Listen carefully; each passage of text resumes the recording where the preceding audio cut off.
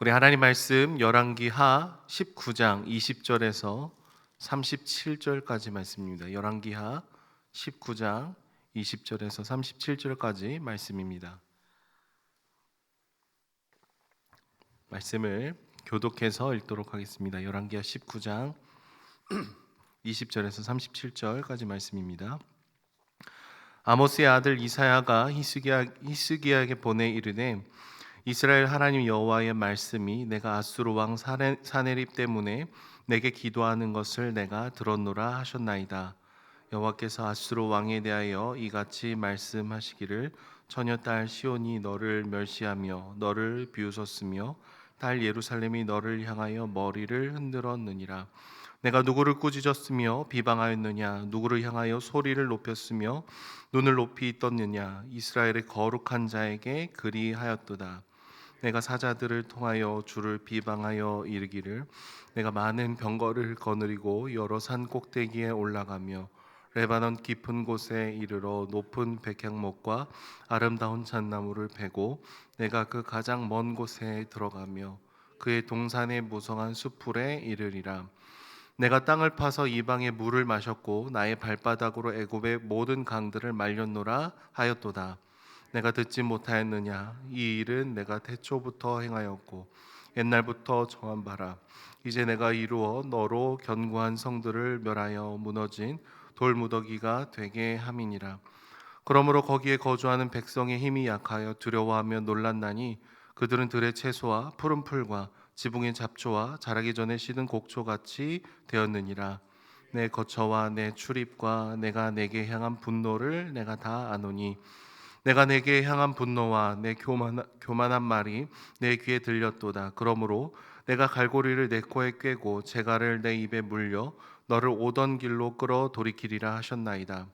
또 내게 보일 징조가 이러하니 너희가 금년에는 스스로 자란 것을 먹고 내년에는 그곳에서 난 것을 먹되 제3년에는 심고 거두며 포도원을 심고 그 열매를 먹으리라.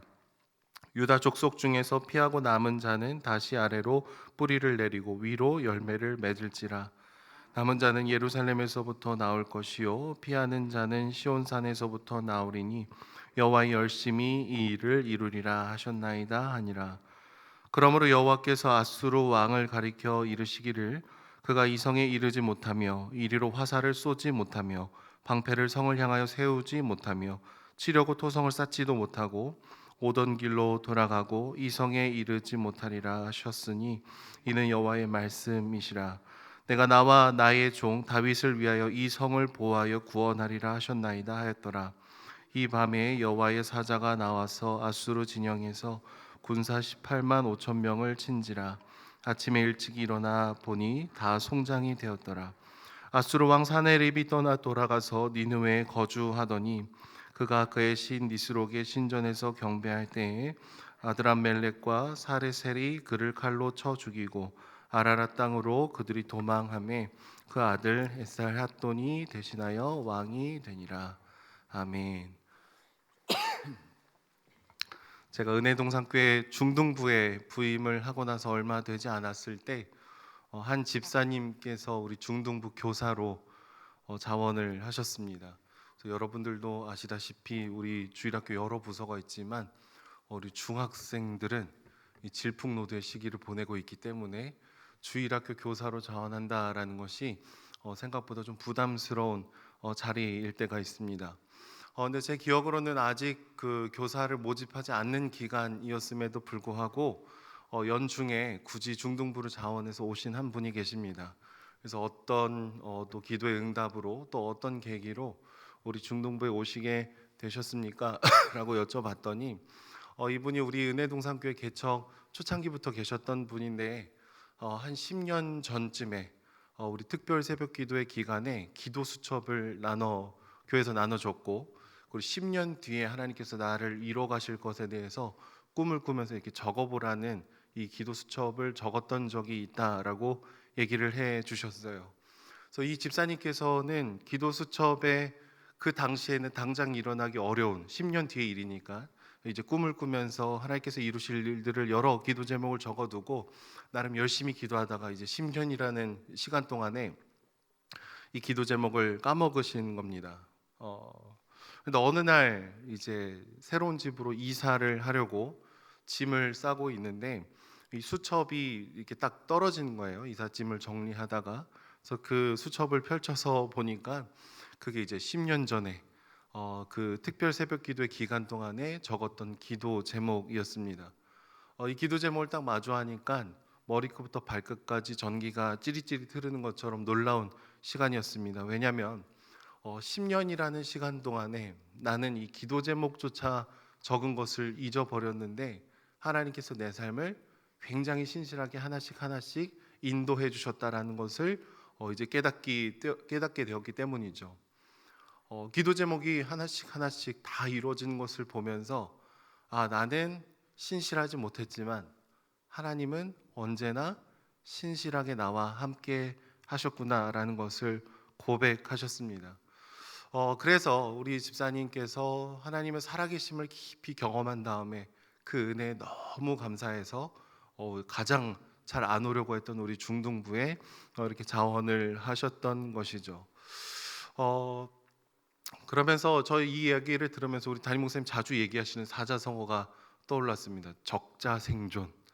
예, 약간 유머가 담겨 있긴 한데 안 적으면은 적어야지만 우리가 생존할 수 있다. 뭐 이런 표현을 저희가 이렇게 섞어서 얘기하는데 우리가 은혜를 깊이 받을 때 적어보니 하나님께서 정말로 내 삶에 어떻게 역사하시는지를 우리가 기억할 수 있었던 것이죠. 여러분 우리는 신실하지 못한 순간이 참 많지만 하나님은 신실하십니다. 우리 하나님 왜 이렇게 안 움직이십니까? 라고 질문할 때도 있지만 하나님은 하나님의 기쁘신 뜻을 이뤄가고 계신 것이죠. 이것을 바라보는 것이 믿음의 눈인 줄로 믿습니다. 오늘 말씀 본문을 보시면 하나님께서 아수르로 인해서 괴로워하고 힘들어하는 히스기야의 기도를 들으셨다라고 얘기를 해 주십니다. 사실 이 모든 만물을 만드신 주님이 우주의 먼지보다도 작은 우리의 신음소리를 들으셨다라는 것은 실로 놀라운 기적이고 은혜입니다. 하나님이 우리의 기도에 응답해 주신다, 우리의 기도를 들어주신다라는 것이 곰곰이 생각해 보면 홍해가 갈라지는 것만큼 놀라운 기적인 것이죠. 근데 오늘 말씀 본문을 보시면 주님께서 뭐라고 얘기하십니까? 내가 들었노라. 히스기야의 기도를 내가 들었다, 알고 있다라고 얘기해주고 계시죠. 여러분 그 당시에 사내립은요 사람의 눈으로 보면은 거칠 것이 없는 사람이었습니다. 부족함이 없는 사람이었을 거예요. 남곡불락의 이 성들을 무너뜨렸고 그의 영향력이 닿지 않은 곳이 없었습니다. 그래서 가장 높은 곳, 그리고 가장 깊은 곳, 가장 먼 곳까지 그의 영향력이 행사되지 않은 곳이 없었다라고 얘기를 하고 있습니다. 가장 힘이 세고요, 가장 부요했고요, 가장 모든 것을 가진 그런 사람의 전진이었습니다. 그러니까 사실은 자신의 그 능력에 심취할 만한 그런 존재였던 것이죠. 그런데 주님께서는요 가장 찬란했던 이 사내립의 이 순간을 오늘 말씀을 보시면 이렇게 비웃으십니다. 지금 네가 굉장히 잘났다고 너를 자랑하고 너를 높이고 감히 창조주인 나를 이렇게 똑바로 쳐다보고 있지만 창세 전부터 이 모든 것이 나의 통치 아래에 있다라는 것을 주님께서 명확하게 얘기하시죠. 그리고 주님께서는 이 사내립의 분노와 교만을 꺾어버리시고 마치 아수르 사람들이 이 포로로 끌고 갔던 것처럼 내가 너희를 그렇게 끌고 다시 돌려보내리라라는 심판을 얘기해주고 계셔요. 그러니까 사내립에 대한 심판과 동시에 주님께서 명하시는 것은 무엇일까요? 유다의 회복입니다. 29절 이하의 말씀을 보시면 회복에 대한 두 가지 징조를 보여주시는데 첫 번째는 땅의 회복에 대한 징조고 두 번째는 남은 자들의 회복에 대한 징조입니다. 첫 번째는 황폐해졌던 이 땅의 회복을 얘기하고 있습니다. 본문을 보시면 금년과 내년에는 하나님이 공급해 주시는 이 작물들로 너희가 먹고 살 것이다 라고 얘기를 해 주시고요, 3년째 되는 해에는 어떻게 된다라고 얘기할까요? 심고 거두며 이 포도원의 열매를 누릴 수 있을 것이다 라고 얘기를 해 주시죠. 황폐했던 그 땅을 하나님께서 다시 기경해 주시고 하나님이 주시는 풍요로움을 회복해 주시겠다라는 약속을 해주고 계신 것입니다. 두 번째 회복의 징조는요, 남은 자들의 회복입니다. 여기서 말하는 남은 자들은요, 아수르에 끌려가지 않고 하나님께서 지키시고 보호한 사람들을 의미합니다. 이런 심판과 회복을 일으키는 이유는 오늘 본문에 뭐라고 얘기되어 있을까요? 31절의 말씀을 보시면은 하나님의 열심 때문이다라고 얘기를 합니다. 여러분, 우리는 종종 착각에 빠집니다. 뭐 예를 들어서 이렇게 새벽에 나와서 기도하고 더 기도하고 그러면은 내가 하나님을 열심으로 붙들고 있다, 내가 하나님을 잘 믿고 있다라고 하지만 여러분, 하나님이 우리를 붙드시는 그 열심이 더 큽니다. 내가 신실하지 못해도 주님이 나를 향해서 열심으로 달려오고 계시다라는 거예요. 하나님은 생각보다 우리를 더 사랑해 주시고 우리의 사랑보다 더 큰 사랑으로 우리를 붙들고 계신 것이죠. 그래서 오늘 본문에 그것이 우리를 향한 하나님의 열심이라고 얘기해 주고 계신 것이죠. 그래서 결국 하나님은 즉각적으로 18만 5천 명이나 되는 아수르의 군사들을 단번에 물리쳐 주셨습니다. 이것은 사람의 편에서 보면 즉각적인 기적이겠습니다. 그런데 오늘 말씀 본문의 맨 뒤를 이어서 예루살렘 침공한 이후에 20년 정도 되는 뒤의 일들을 마치 바로 며칠 되는 일들처럼 같이 붙여서 얘기를 해주고 계셔요. 그러니까 사네립이 아수르로 돌아가서 자신의 아들한테 죽임을 당하는 일들을 붙여서 얘기를 하고 있습니다.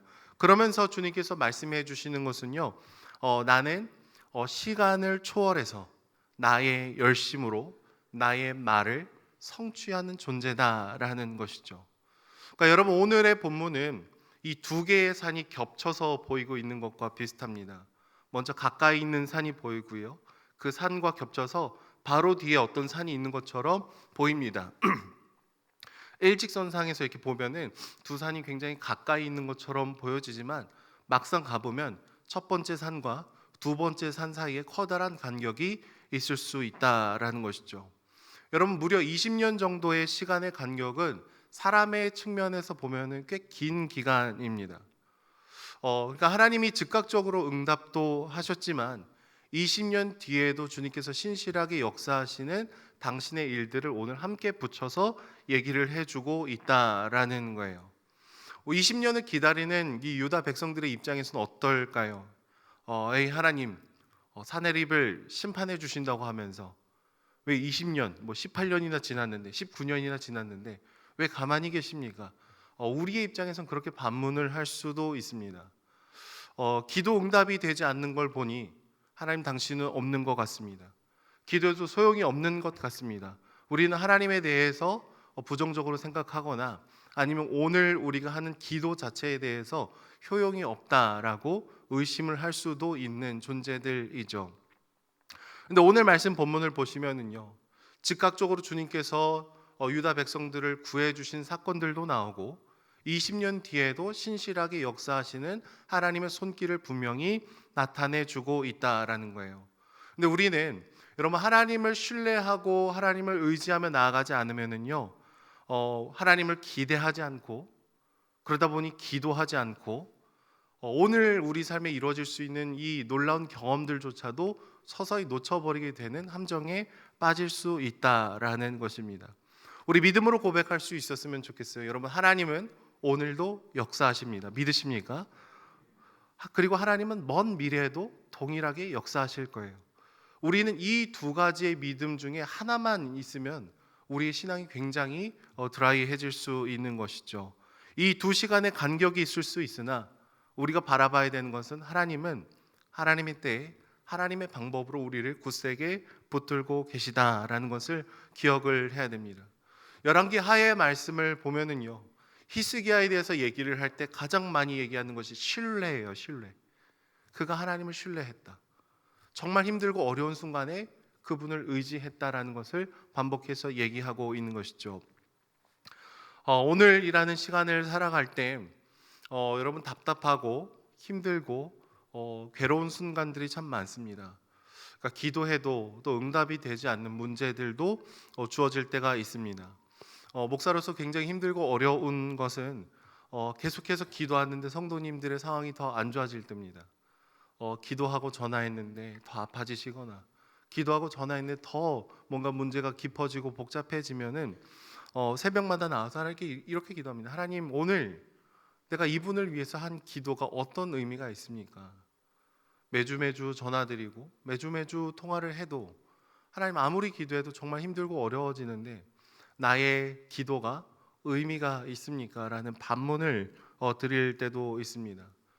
어떤 분들을 위해서 기도할 때 누군가는 즉각적으로 몸이 나아지는 분도 있고, 암이 수술 없이 회복이 되는 분도 있고, 누군가는 전이가 되는 분들도 있습니다. 우리는 늘 원인을 찾고 싶어서 뭐 회복이 되는 분들은 뭐 믿음이 커서 회복이 됐다라고 얘기하고 싶어하고, 회복이 안 되는 분들은 마치 믿음이 없어서 뭔가 문제가 안 되는 것처럼 얘기하고 싶어할 때도 있지만, 여러분, 그것은 우리의 경계선 넘어선 얘기죠. 원인을 정확하게 알 수 없습니다.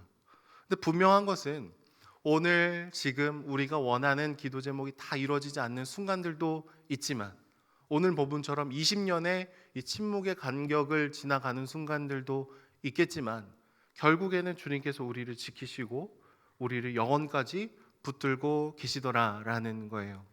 내가 원하는 방법이 아닐 수도 있고요, 내가 원하는 시기가 아닐 수도 있습니다. 그런데 하나님은 여전히 신실하게 우리를 붙들고 계시는 것이죠. 우리는 시간과 이 공간과 상황이라는 한계 안에 늘 갇혀 있을 때가 있습니다.